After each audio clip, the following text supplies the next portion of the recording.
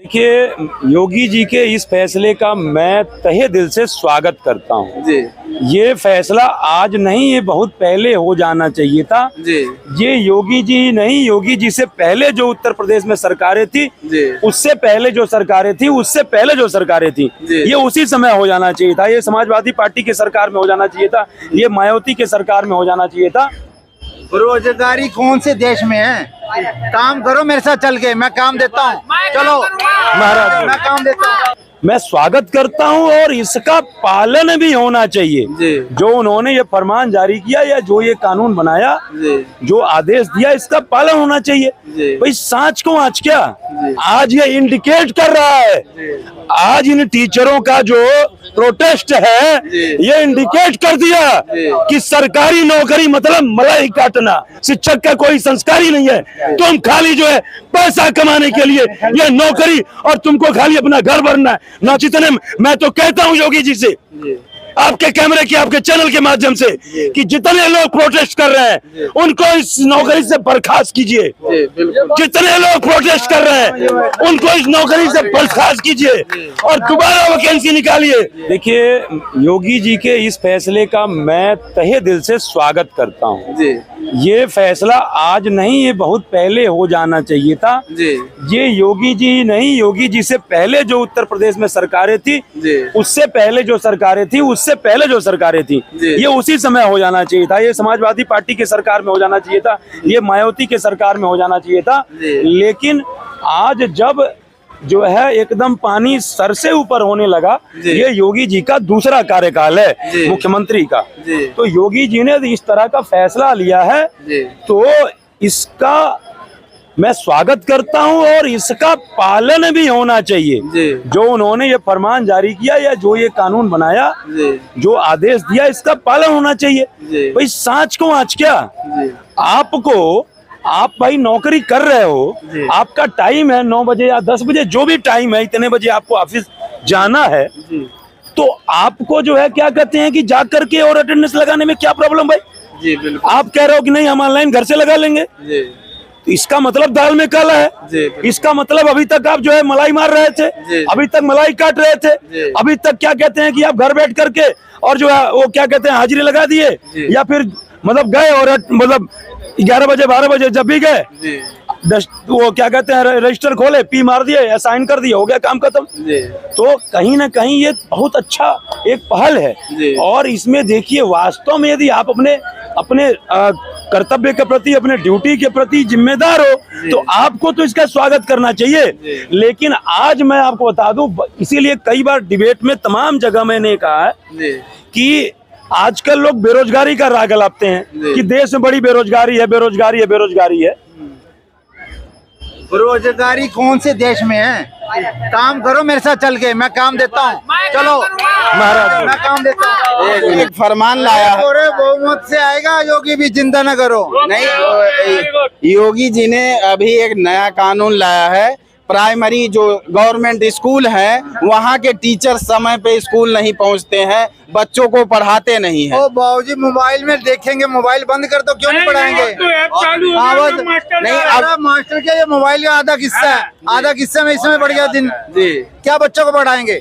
तो वो वहाँ पर हाजिरी लगाने के लिए ऑनलाइन जब योगी जी ने कहा, तो एक दिन छुट्टी करें, 2 दिन की तनख्वाह काटो, क्यों नहीं आएंगे टाइम से? क्या बात कर रहे हो? तो उस पे जो टीचर लोग हैं वो धरना दे रहे हैं। क्यों धरना दे रहे हैं? मेरे को ले चलो यूपी में, धरना भी बंद करा दूंगा 1 मिनट में। उन टीचरों के लिए क्या बोलेंगे जो धरना दे रहे हैं? जो धरना दे रहे बेवकूफ हैं, अपने देश को नीचे लेके आने वाले हैं और कुछ नहीं करने वाले। विपक्ष भी लगातार हमला कुछ भी करते रहे, अपने देश को नीचे लाने। अगर वो पढ़े लिखे इंसान है और धरना दे रहे हैं, मैं कह रहा हूँ इससे बढ़िया बेवकूफ कोई नहीं है। अपने देश की बदनामी है बस, और कुछ नहीं है। बिल्कुल।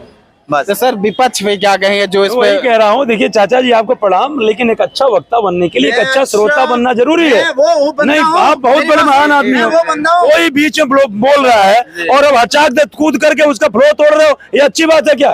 आप 2 मिनट रुक जाओ, बात खत्म होने दो।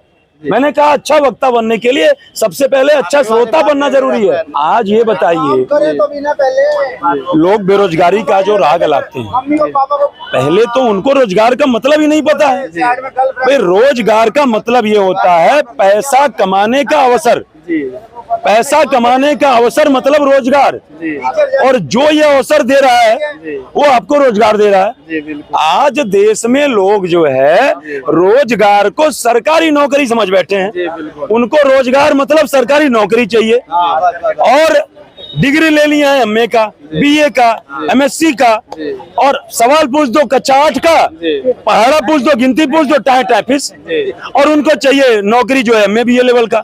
आज इन टीचरों का जो प्रोटेस्ट है ये इंडिकेट कर दिया कि सरकारी नौकरी मतलब मलाई काटना, सरकारी नौकरी मतलब मलाई काटना, काम नहीं करना है, खाली नौकरी मिल जाए और जाकर के इधर उधर से बस हाजिरी लगा दे, तनख्वाह घर आती रहे। आज लोगों को ये चाहिए, आज ये वास्तव में जो शिक्षक होता है वो बच्चों का भविष्य निर्माता होता है, वो राष्ट्र को जो है क्या कहते हैं राष्ट्र को सशक्त बनाने का काम करता है।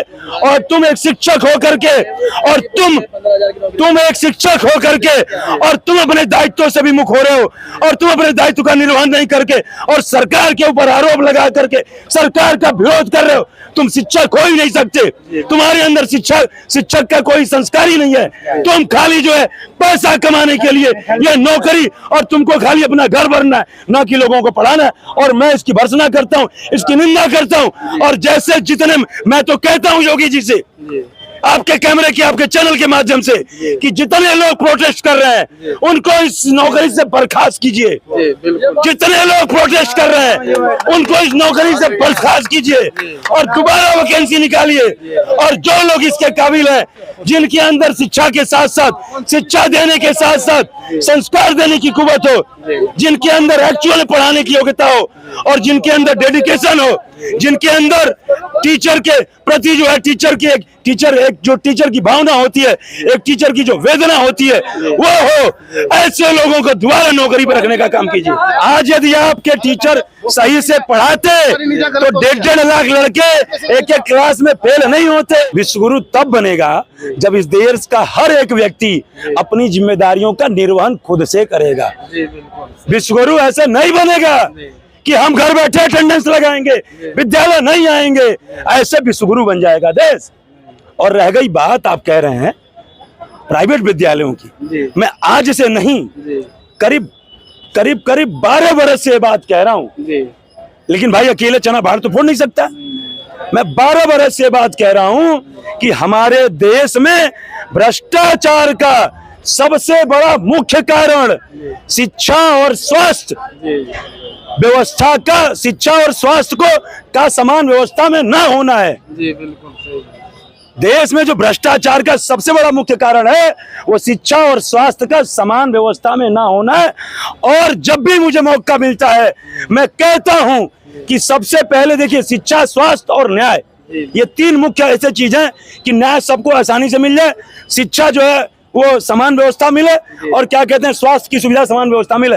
ये 3 चीज व्यक्ति का सबसे बड़ा टेंशन का कारण होता है। और ये तीनों चीजें यदि समान व्यवस्था में हो जाए, तीनों चीजें सबको समान व्यवस्था मिलनी शुरू हो जाए तो भ्रष्टाचार अपने आप डाउन हो जाएगा।